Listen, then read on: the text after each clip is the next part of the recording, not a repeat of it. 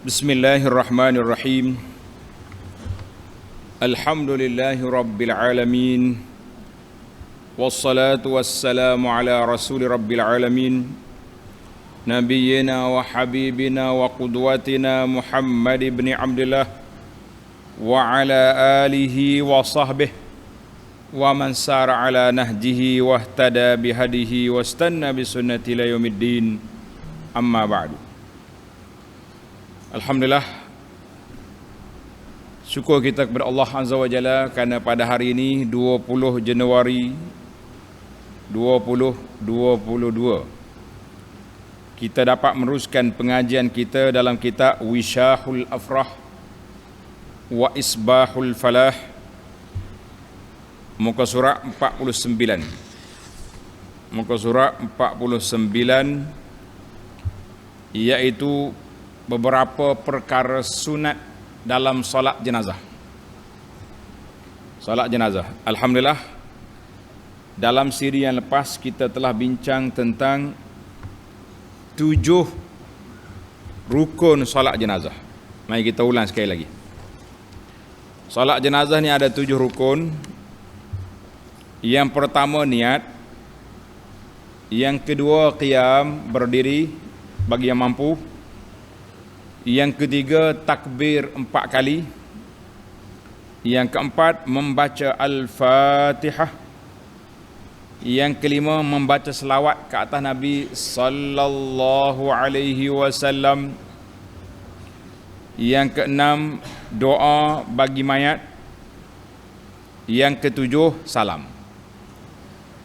Sambungan kita pada kali ini muka surat 49, baris yang keenam dari atas. Baca kitab lama ni kena hitung, kena kira baris. Dan sunat diangkatkan 2 tangannya. Waktu takbir, pada segala takbir yang 4 itu berbetulan dengan 2 bahunya dan dihantarkan 2 tangannya. Kemudian daripada tiap-tiap takbir di bawah dadanya seperti segala sembahyang yang lain. Mana bila kita angkat takbir, Allahu Akbar, tak tangan sini. Mana angkat tangan, tengok sini. Cara bertakbir macam takbir solat biasa. Allahu Akbar. Tengok. Sampai ke mana? Berbetulan dengan 2 bahu. Ni bahu. Angkat sini. Allahu Akbar. Tangan gini. Angkat belakang. Betul. Tutup buka gini. Ni tangan ni. Allahu Akbar. Setiap kali tangan tok sini, ada orang tok sini. Ini pendekar punya ni, sebab dia nak pegang keris sinilah. Tok sini. Tangan kanan atau tangan kiri di sini. Bawah ni dada kan? Bawah dada. Pandar. Pandar dah berapa kali mayat. Bermula makmum. Yang terkemudian. Kita akan bincang penting ni. Makmum masbuk. Tulis tajuk. Hukum solat jenazah bagi makmum yang masbuk. Apa dia masbuk? Yang terlewat. Lambat. Kita siapa tu orang solat dah jenazah. Macam mana cara kita nak buat? Bagaimana cara kita nak buat? Tengok kitab kita. Bermula makmum yang terkemudian daripada imamnya. Mana masbuk dalam bahasa istilah, makmum yang telah ditinggalkan oleh imam, dengan 1 takbir dengan tiada uzur hingga masuk imamnya pada takbir yang lain, batal sembahyangnya. Sudah. Mana kita duduk di takbir yang kedua, Allahu Akbar, Allahumma salli ala Muhammad wa ala ali Muhammad. Tu imam laju, dia takbir dah yang ketiga, Allahu Akbar. Kita tak takbir lagi. Sehingga dia takbir yang satu lagi, kita maka batal solat dia. Itu bahaya. Seperti masuk imamnya pada takbir yang ketiga dan makmumnya pada takbir yang pertama, atau masuk imamnya pada takbir yang keempat dan makmumnya pada takbir yang kedua. kerana mengikut imam pada sembahyang mayat ini tiada nyata melainkan pada segala takbirnya jua. Gimana agak?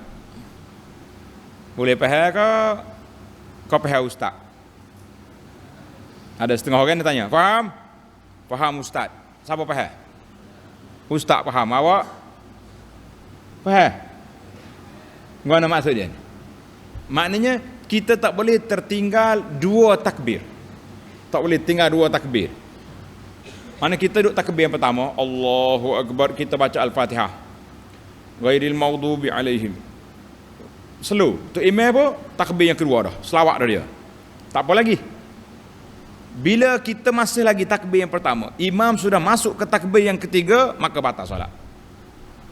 Habis kalau kita lambat juga macam nak buat? Tunggu depan tu. Ada penyelesaian dia. Ini bahaya kita ni. Ingat kau tak apa. Solat jenazah kan tak ada rokok. Tengok Tuan Syekh kata dalam cara mengikut imam bagi solat jenazah ini, kalau solat lain kita tahu rakaat. Solat jenazah mana ada rakaat? Yang adanya takbiratul arba'. Takbir 4 kali itulah yang memisahkan di antara satu-satu rukun. Jelas dah insya-Allah. Dan yang tersebut itu terkemudian yang keji, ia menyerupai terkemudian dengan satu rakaat. Seolah-olah begitu. Maknanya kita tinggal satu takbir lambat macam orang solat biasa tertinggal satu rakaat. Itu dia punya konsep.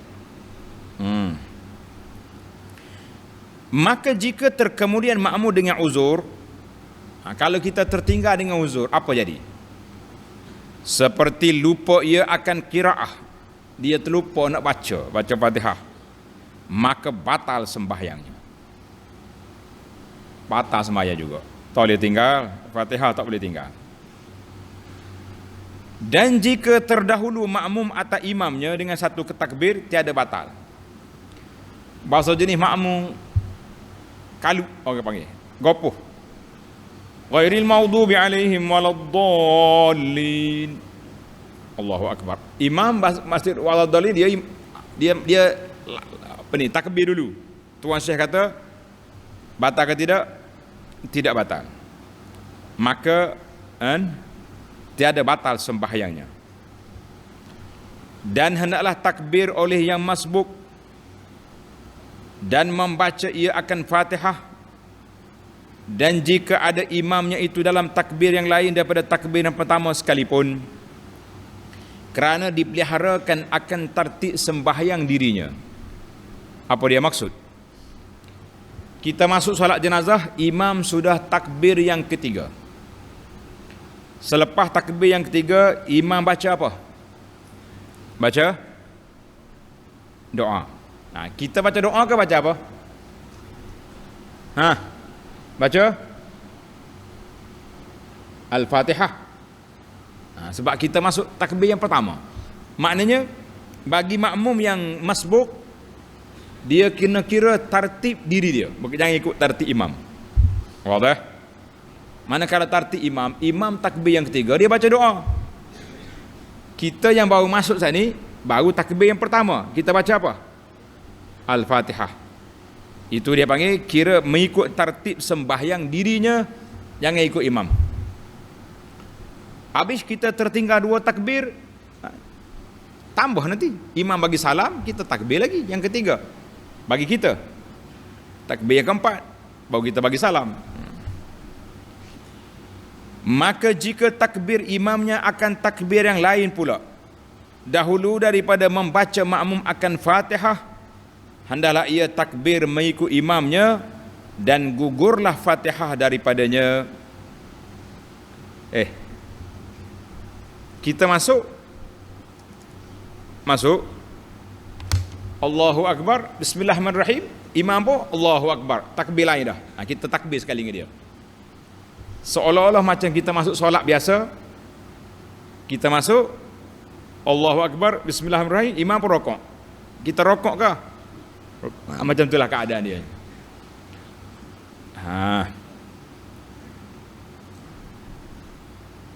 Dan jika ada imamnya itu dalam takbir yang lain daripada takbir yang pertama sekalipun, ya, maka jika takbir imamnya akan takbir yang lain pula, dahulu daripada membaca makmum akan Fatihah, hendaklah ia takbir mengikut imamnya dan gugurlah Fatihah daripadanya.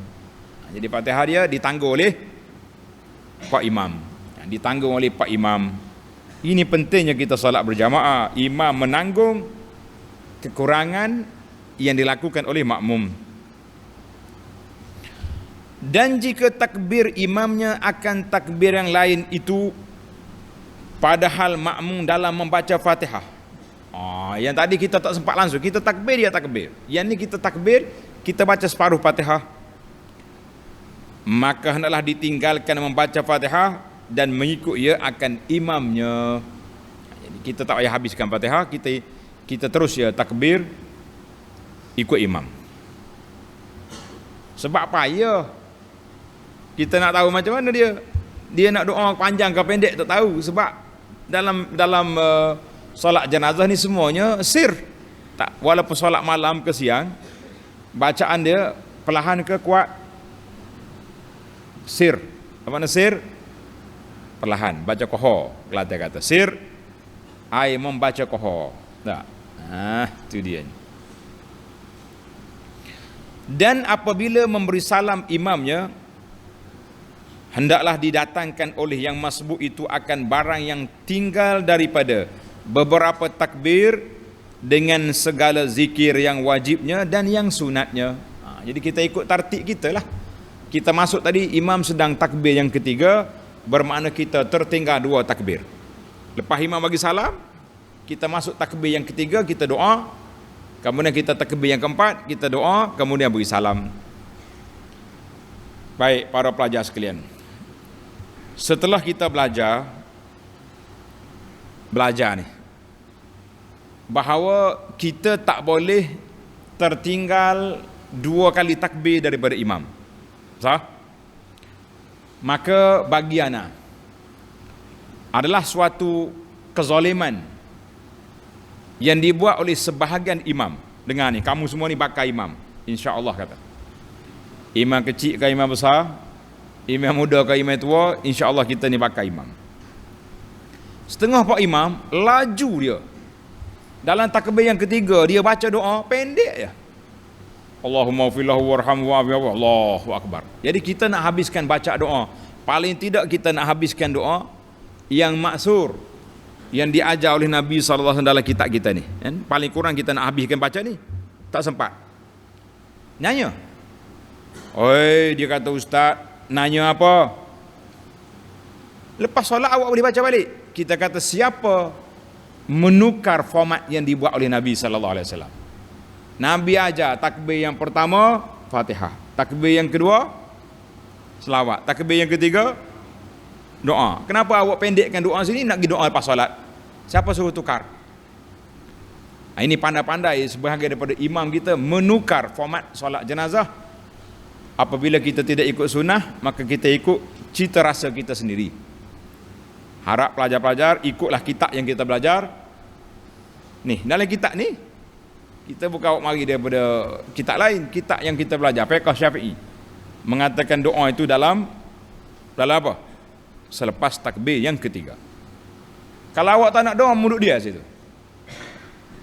Bagi peluang kepada orang lain berdoa. Dia baca cepat sekali. Doa hak biasa, hak rutin tu pun tak sempat. Takbir lain dah dia. Kita langgar SOP, batal pula solat. Ini masalah kita ni. Jadi imam-imam, tolonglah ambil perhatian, ikutlah format yang digariskan oleh sunnah Nabi SAW. Jangan ikut format yang awak buat sendiri. Tamaklah kita dalam bab makmum masbuk. Baik, sekarang ni selesai dah solat jenazah. Di belakang imam ada makmum masbuk. Bolehkah kita angkat jenazah ataupun tunggu dulu tengok kitab? Dan sunat bahawa jangan diangkatkan jenazah hingga selesai yang masbuk daripada sembahyangnya. Tunggulah, ya, orang masbuk ada, biar dia solat dulu. Dan jika dan jika tetapi tetapi tiada mengapa diangkatkan jenazah dahulu daripada selesai sembahyangnya. Contohnya kita tak perasan ada orang belakang tu jauh tu tengah solat dia masbuk. Contohlah kalau orang ni orang mati ni, orang masyhur, Syekh Kabir ke siapa ke, kadang-kadang ramai orang solat dah sampai belakang tak nampak. Jadi kita orang depan ni angkat jenazah. Batal ke tak batal solat belakang tu? Tengok kita. Tetapi tiada mengapa diangkatkan jenazah dahulu daripada selesai sembahyangnya, dan jika dipindahkan dia daripada kiblat sekalipun. Contohnya orang akad dah jenazah nak pergi keluar, pusing daripada kiblat, orang yang masbuk teruskan solat, boleh. Sebab dia mula tadi jenazah berada di tempatnya. Selesai masalah kita. Kena ingat ni masalah ni, benda-benda gini timbul. Dan jika lebih barang yang di antara keduanya atas 300 hasta sekalipun. 300 hasta ni sini kan, 300 hasta. Jauh dah jarak orang buat pergi, tak apa. Dan di dinding antara keduanya oleh dinding sekalipun, boleh. Dan jika takbiratul ihram ia atas jenazah yang dibawa berjalan akan dia sah, dengan syarat bahawa ada jenazah itu pada pihak kiblat pada ketika takbiratul ihram jua. Maknanya kita mari kemudian belakang kita akad takbir, Allahu Akbar, orang depan akad jenazah lagi. Sah ke tak sah? Sah lagi. Dan ketiadaan dinding pada permulaan sembahyang, maknanya jangan waktu kita nak angkat takbir tu biar jenazah dia ada di depan kita di arah kiblat dan tidak ada dinding yang memisahkan. Dan bahawa tiada lebih barangnya antara keduanya atas 300 hasta sehingga selesai sembahyangnya. Dan tiada mengapa dinding antara keduanya pada pertengahan sembahyang, dan tiada disyaratkan dia berbetulannya atas qaul yang mu'tamad. Pendapat yang mu'tamad dalam mazhab boleh dah. Kalau selepas daripada kita setengah sembahyang orang akad pergi, terindu jenazah, teruskan. Boleh diteruskan. Alhamdulillah. Syahdan. Kalau kita baca dalam kitab lama, kitab Jawi ni, kita akan jumpa dia tulis syahdan. Mana itu dia masuk ke tajuk baru pula. Syahdan ni mana satu stesen pemisah di antara perbincangan yang lepas dengan perbincangan yang akan datang. Tulis pelajar, stesen ni tulis tepi kita syarak sah solat jenazah. Terlebar apa molek mu ni, pensel tak ada, pen tak ada. Orang suruh tulis dia tengok ya. Tulis tepi kita tu syarak sah solat jenazah. Kena buat sendiri dia punya tajuk tu. Ini dia panggil dhabit. Kalau orang ngaji pondok ni penting kita ada dhabit. Dhabit mana kita kena catat apa yang disebut oleh guru, oleh ustaz kita. Dhabit. Bermula syarat bagi sah sembahyang mayat itu seperti segala syarat sembahyang yang lain. Maknanya kita nak sembahyang hak lain tu ada syarat tidak? Ada. Boleh. Nombor 1, suci. Pakaian kita, badan kita suci. Dan kedua, menutup aurat dan lainnya. Dan barang yang berhubung dengan dia, maka mudarak najis yang di kaki pengusung yang diikatkan mayat atasnya. Ini contohnya keranda hak kita bawa mayat tu najis ke bawah tu. Jadi dia kata kena najis juga, mayat duduk atas najis, tak boleh. Jadi kita nak pastikan pengusung tu biar bersih dia punya kaki, jangan kotor. Tetapi tiada mengapa berhubungnya dengan najis yang dalam kubur. Kalau kita letak mayat atas kubur, dalam kubur tu ada nanah, ada darah, ada macam-macam lah. Kubur manusia, itu tak kira. Kerana bahawasanya seperti pecah mayat maka tiada menegah akan sah sembahyang atasnya. Yang kita kata keranda tu lain, kubur tu lain. Tamaklah kita. Itu syarat yang pertama. Dan gugurlah fardu sembahyang mayat itu dengan dikerjakan oleh seorang laki-laki. Maknanya solat jenazah ni fardu apa? Fardu kifayah. Apa makna fardu kifayah? Cukuplah kalau seorang buat, yang lain tak berdosa. Maknanya seorang laki-laki solat atas jenazah ni. Dan jikalau ada ia kanak-kanak yang mumayyiz sekalipun, budak lagi, budak umur 10 tahun solat jenazah sah. Serta ada yang balik sekalipun. Ada orang tua tapi tak reti solat, budak ni yang pandai, sah lah jenazah. Dan tiada gugur fardunya dengan dikerjakan oleh segala perempuan. Orang perempuan ramai solat jenazah, tak gugur fardu. Dan khunsa. Apa dia khunsa? LGBT. LGBT bukan khunsa tu, bapak jantan. Rusak fitrah tu. Mana ada. Khunsa ni orang ada dua alat. Kejadiannya, alat laki-laki pun hidup, alat perempuan pun hidup. Air kecil dia keluar dua-dua. Maka itu dia panggil khunsa.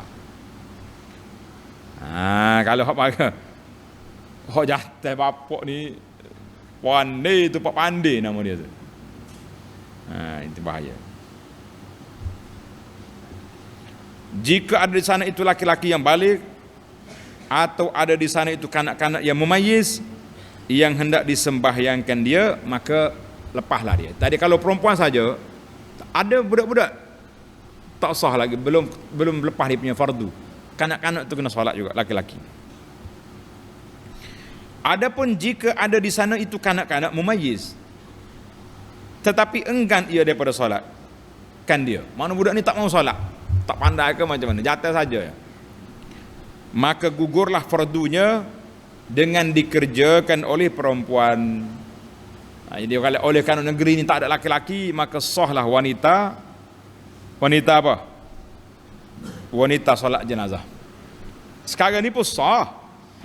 Dengan ni makcik-makcik, kakak, mek, orang perempuan solat jenazah sah, boleh pahala dua, macam kita laki-laki juga.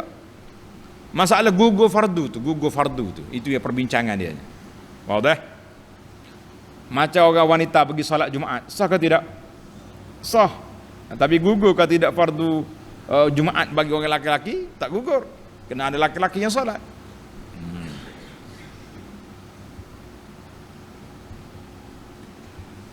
Baik. Tulis syarat nombor 3. Letak nombor ni, kalau tidak cari tak jumpa.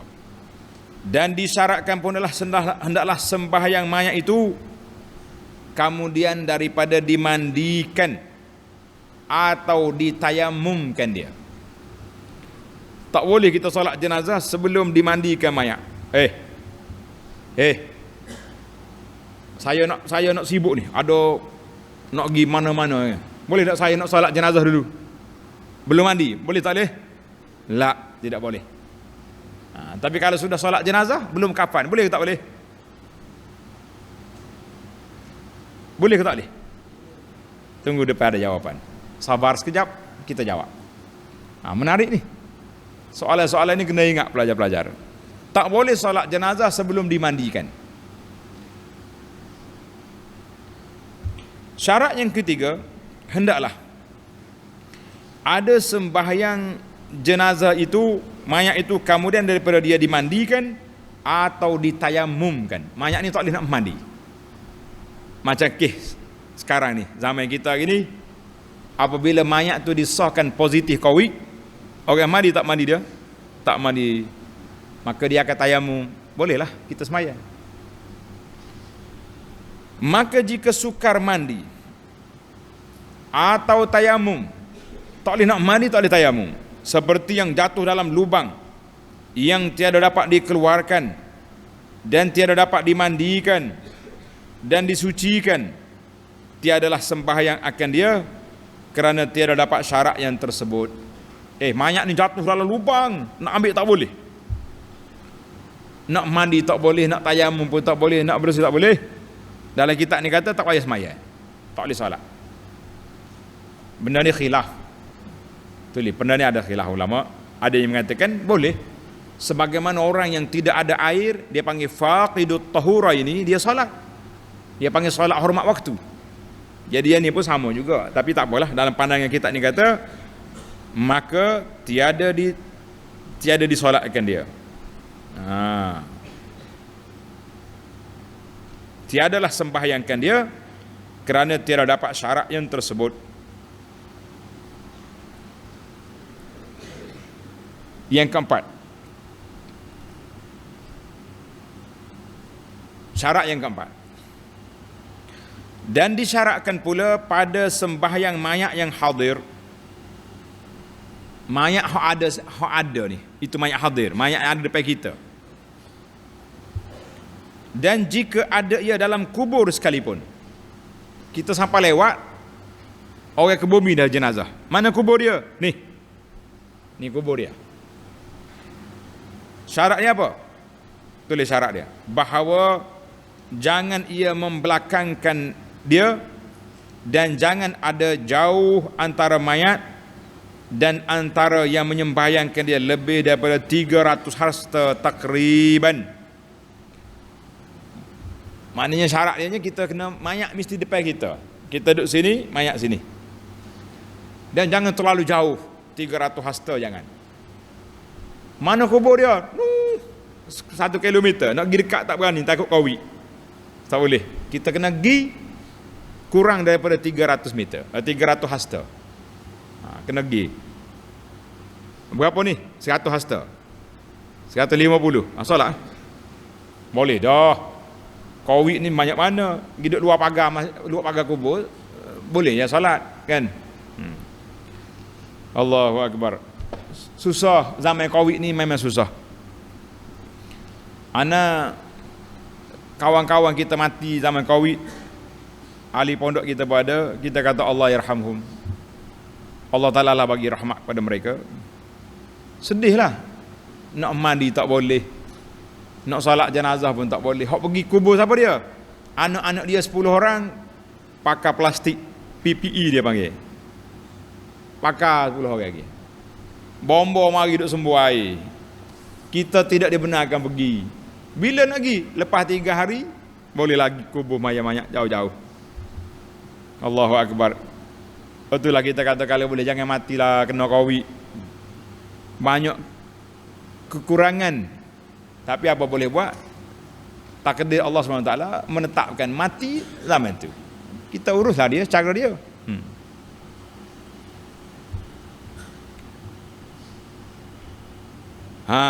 Jarak dia jangan lebih daripada 300 hasta, melainkan jika ada keduanya itu dalam masjid.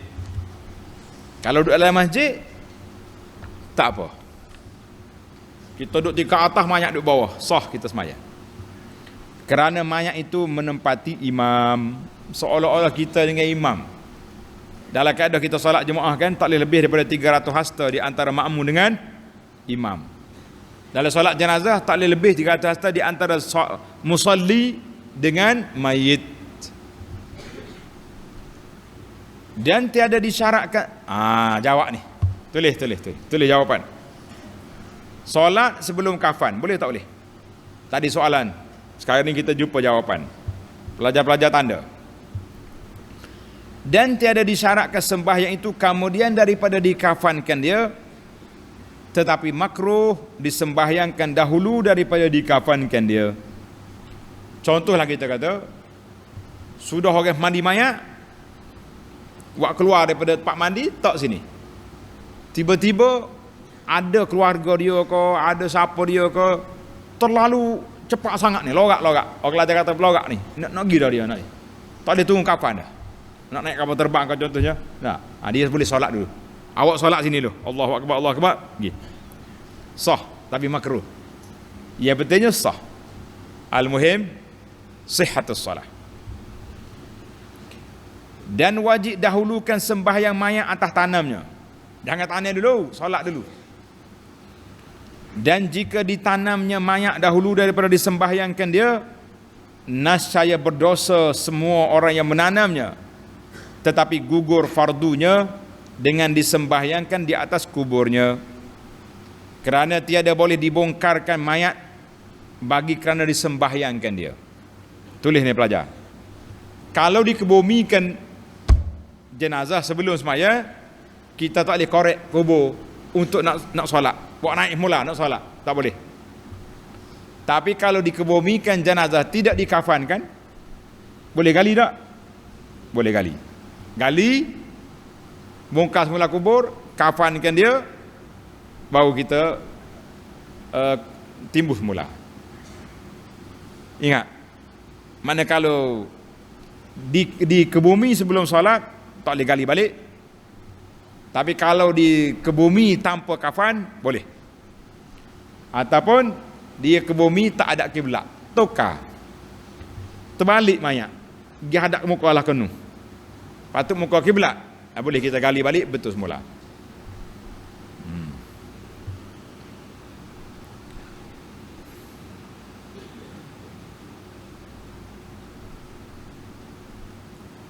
Dan sah sembahyang mayat atas kuburnya yang lain daripada Nabi sallallahu alaihi wasallam.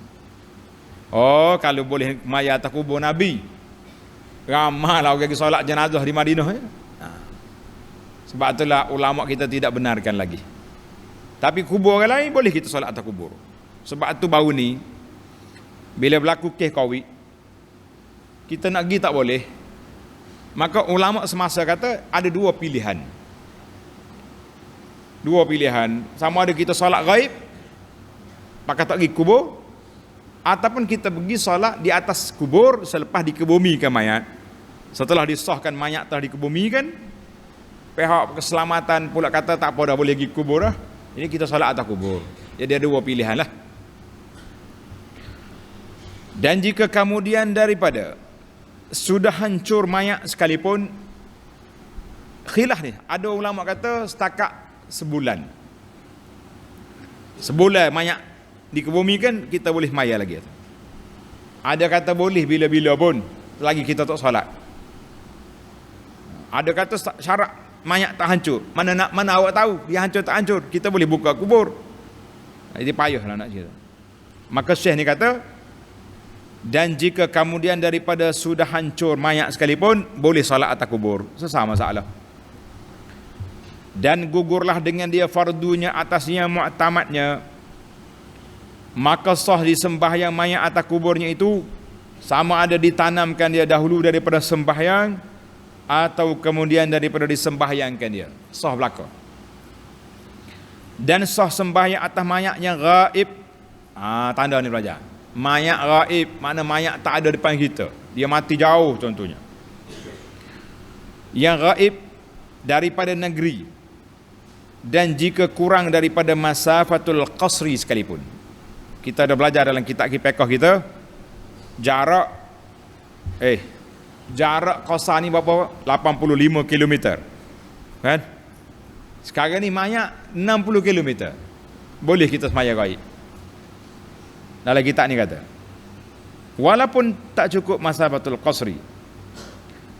Dan jika ada mayat itu pada lain daripada pihak kiblat sekalipun, kita duduk sini kan, dari mayat duduk belah nu, kita duduk utara, dia duduk selatan, maknanya belakang kita tak kira tu, dia tak kira mayat depan dah, sebab nama dia mayat gaib.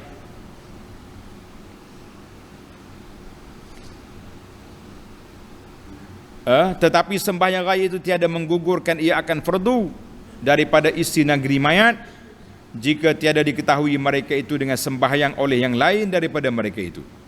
Mana orang ni mati, tak ada orang semaya, kapur dia. Kita semaya gaib jauh, tak gugur fardu. Orang kampung tu tetap berdosa. Sebab fardu kifayah dia belum terlaksana.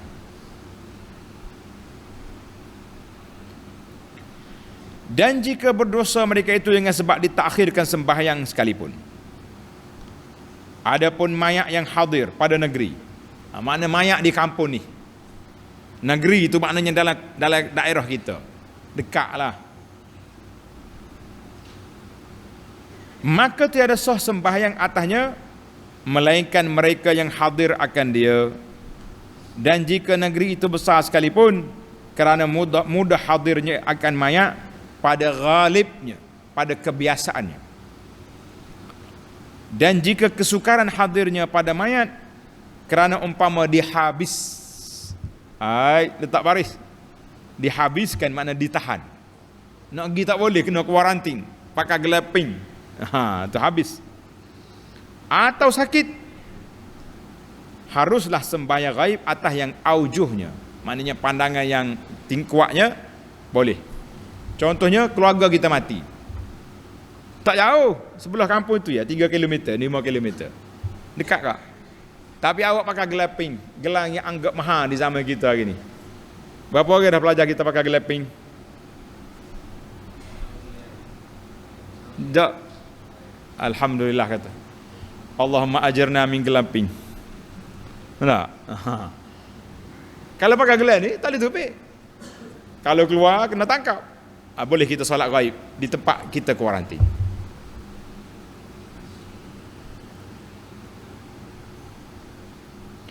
Dan mayat yang di luar guna hampir dengan kota, luar kota. Buat titik tu. Bukan guna tu, kota. Kaf tu. Mayat yang di luar kota hampir dengan kota seperti hukum dalam kota kerana tiada masyarakat hadirnya. Zaman dulu setiap kawasan dia ada tembok. Kota, dia panggil kota negeri. Orang duduk luar dengan ni sama. Dekat ya, keluar kejap masuk.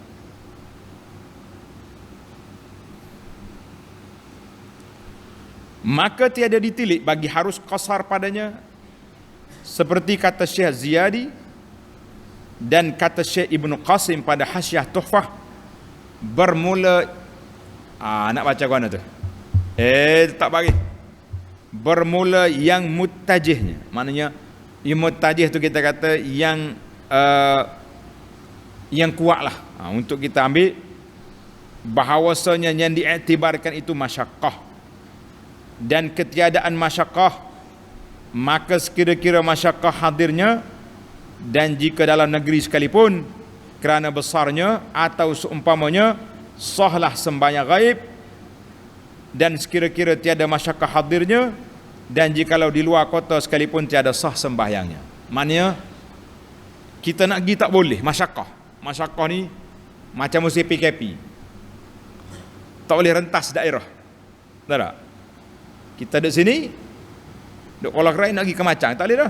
Ada polis di Telkung. Oh, payah nak pitah tu. Marinya marah dia. Mana surat polis? Tak ada. Balik. Jadi kita solat jenazah gaib boleh di tempat kita. Itu termasuk dalam masyaqqah. Mana kalau kita tulis pekoh selepas zaman Covid ni, banyak contoh-contoh mesti dia buat dengan nama Covid. Betul tak? Kalau dengar kuliah kita belum Covid, tak ada contoh ni. Lepas zaman Covid ni baru mari. Sebab itulah pelajar-pelajar, kamu kena dengar satu ceramah oleh seorang Syekh Arab, khutbah dia, nama dia Syukran Corona. Sedap tajuk dia, Syukran Corona, mana terima kasih Corona. Kitanya terima kasih ke tak? Tak terima kasih, 8 bulan tidur rumah, gemuk gede habis bobok mu ni, makan banyak. Orang buat PDPR 3 orang masuk, 30 tidur. Nak kata apa dah? Benar. Baik, mari kita cakap mati ni. Cakap PDR pula dah. Bagaimana kita ni? Dan kata Syekh Ramli dalam Nihayatul Muhtaj, nama dia. Tulis nama kitab penuh, Nihayatul Muhtaj. Pergi naik di maktabah kita, ada dekat 10 jilid. Bermula yang aujuhnya, mana yang pandangan yang agak kuat lah, pada segala dusun, segala kampung. Tu dusun tu kampung, bukan dusun durian ni. Pada segala dusunnya,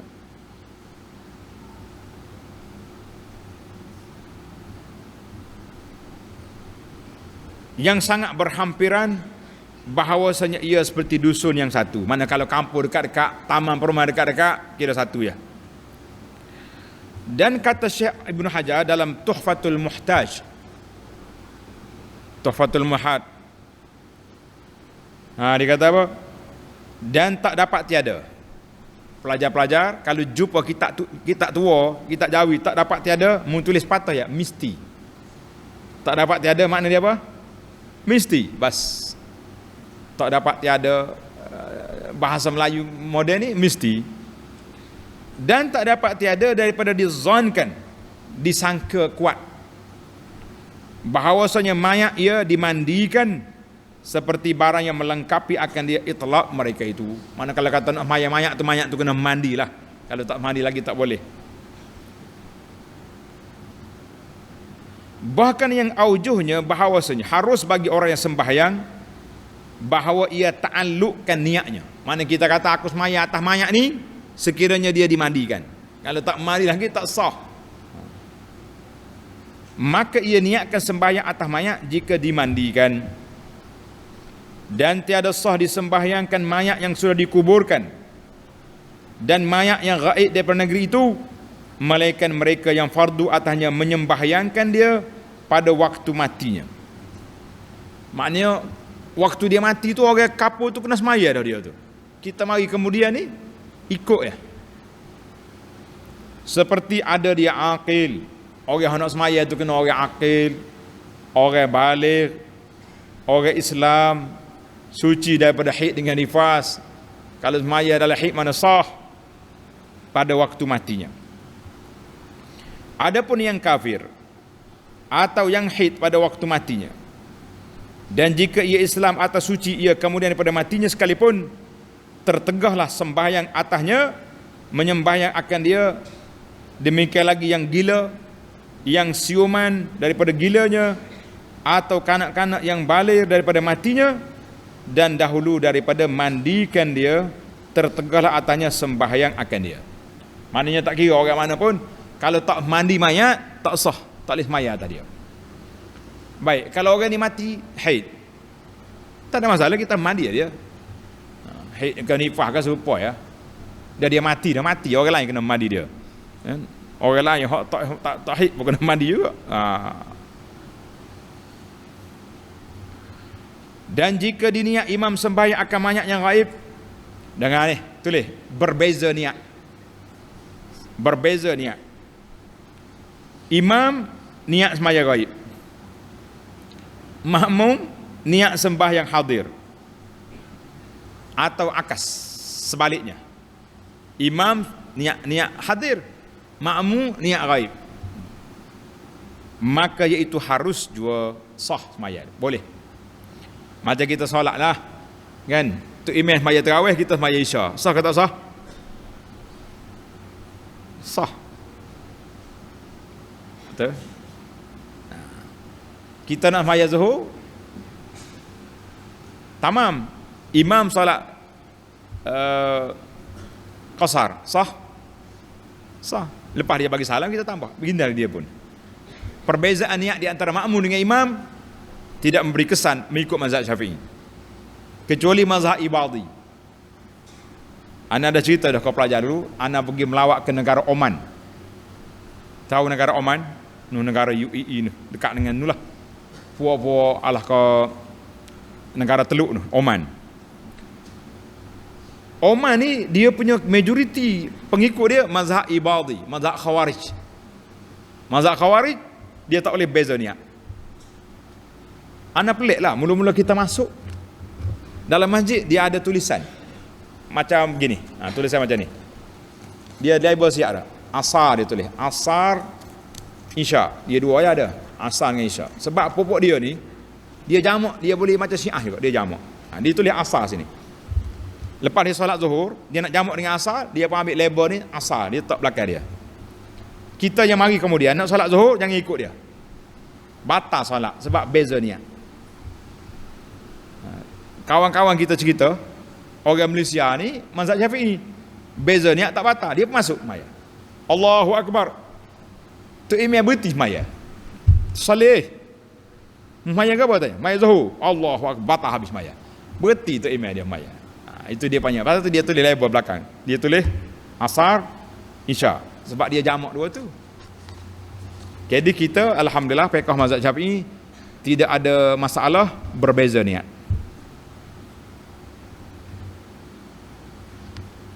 Mana ni?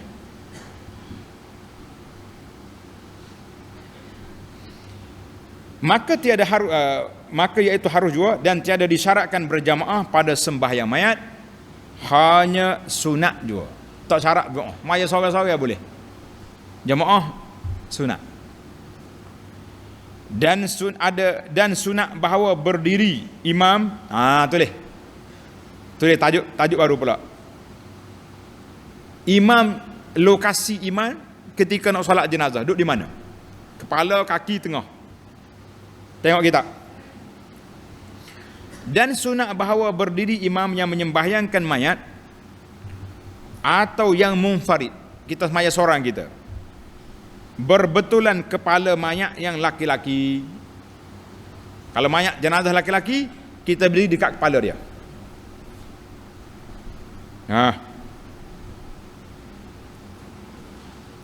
Dan jika kanak-kanak sekalipun, dan berbetulan punggung mayat perempuan dan khunsa. Mana kalau mayat wanita kita duduk tengah.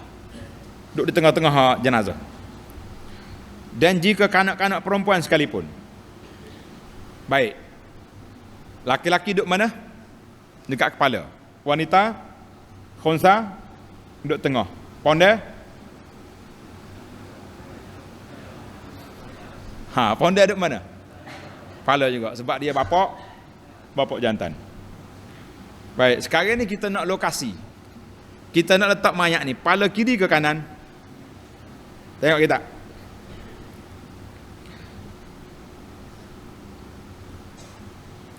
Dan dihantarkan kepala mayat yang laki-laki pada kiri imam dan kebanyakan badannya pada pihak kanan imam. Manakala mayat laki-laki kepala dia belah kiri imam. Adapun mayat yang perempuan dan khunsa, maka adalah berdiri imam pada berbetulan punggung keduanya dan kepala keduanya pada pihak kanan imam. Manakala mayat khunsa perempuan, kepala dia belah kanan. Kalau mayat laki-laki, kepala sebelah kiri imam. Maka hasilnya bahawasanya dijadikan kebanyakan tubuh mayat yang laki-laki pada pihak kanan imam, maka jadilah kepala mayat laki-laki pada pihak kiri imam dan mayat perempuan dan khunsa dengan akas sebaliknya ke sebelah kanan, kepala di sebelah kanan imam. Baik, kalau tertukar macam mana? Tukar. Mayat laki-laki kepala duduk belah kanan. Mayat perempuan kepala belah kiri imam. Sah ke tak sah? Sah ke tak? Sah, tak jadi masalah. Jangan duduk kelahi. Ni setengah orang ni gagal. Biasanya hok gagal ni hok jenis tok lebah kapur, hok mengaji kitab ginilah. Allah dia kata. Nya jekah depan mayat tu. Letak mayat pun tak reti. Mayat laki-laki kepala alik kanan imam. Kata ustaz, jangan duduk gagal sangat kak. Dah kita tahu dah mayat laki-laki ni kepala dia belah kiri. Gidul kat kepala sudah lah, awak lah pindahnya untuk imam. Tak pasal duduk gagal berkelahi depan-depan mayat tu. Berlaku ni. Ada setengah kapal tu biasanya adalah seorang dua hok berasa dia tu pandai dalam kampung ni.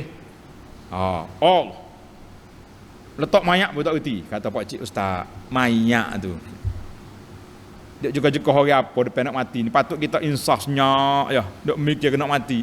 Marah orang pula depan mayat. Lah, jadi eloknya kalau nak tukarlah. Kepala wanita di sebelah kanan imam, kepala laki-laki belah kiri. Kalau tertukar aks la khairah. Tidak ada dalil yang Nabi suruh letak dua-dua tu. Cuma dia panggil taklil. Kenapa mayat laki-laki kena letak belah kiri, kepala belah kiri imam? Sebab bila kita duduk dekat dengan kepala dia, jadi tubuh laki-laki ni duduk di sebelah kanan imam tu banyak. Kan dalam hadis kata malaikat tu suka di sebelah kanan imam. Itu je sebabnya. Wanita sama ya. Kita duduk tengah ya. Kepala dia kok ni ke kok ni, yang penting kita duduk di tengah-tengah. Faham? Faham ustaz? Kau faham anak murid? Mana kita lagi? Ini jika tiada disembahyangkan mayat yang perempuan itu pada kubur Nabi sallallahu alaihi wasallam. Manakala tak semaya di Madinah. Kalau semaya di Madinah, adapun jika ada ia di sana maka afdalnya dijadikan kepala mayat perempuan itu pada pihak kiri imam seperti kepala mayat laki-laki, supaya adalah kepala perempuan itu pada pihak kuburnya yang mulia kerana jalankan adab. Ini adalah, tapi sekarang ni nampak macam sama ya. Orang-orang Arab tu dia letak. Adapun makmum yang berdiri dengan barang yang mudah baginya, makmum muduklah kanan ke kiri. Yang penting imam yang tukar lokasi. Dekat kepala laki-laki, dekat dengan tubuh tengah-tengah wanita. Dan sunat disembahyangkan dalam masjid. Benda itu tidak syarat. Tak ada pun dalil kata kena sembahyang jenazah dalam masjid. Solat di rumah dia pun cukup lah. Lebih-lebih lagi hok tak aja pergi masjid waktu hidup ni, tak usah pergi masjid lah. Sebab itulah kata pendakwah, masuklah ke dalam masjid cara berdiri sebelum kamu dibawa masuk dalam masjid cara melentang. Waktu hidup tak pergi masjid, waktu mati orang usul masuk. Lesh. Nah, kata orang lagi, tulislah kata-kata ni. Bukan senang nak jumpa dah. Masuklah dalam masjid secara berdiri sebelum kamu masuk cara melentang. Satu. Solatlah di belakang imam sebelum imam solat di depan awak. Bila? Waktu kita hidup, kita sembahyang belakang imam ke depan imam? Belakang. Waktu sudah mati, kita duduk mana? Depan tu imam. Masya Allah. Baiklah. Dan sunat. Tahu ni. Sunat dijadikan makmum 3 saf. Tanda situ. InsyaAllah kita akan sambung dalam siri yang akan datang. Ini sunat yang keberapa ni? Berapa sunat dah tadi? Kita break dekat mana ni? Yang keempat. Letak nombor itu. Subhanakallahumma wa bihamdika asyhadu an la ilaha illa anta astaghfiruka wa atubu ilaik. Wa sallallahu ala nabiyyina Muhammadin wa ala alihi wa sahbihi ajma'in walhamdulillahi rabbil alamin.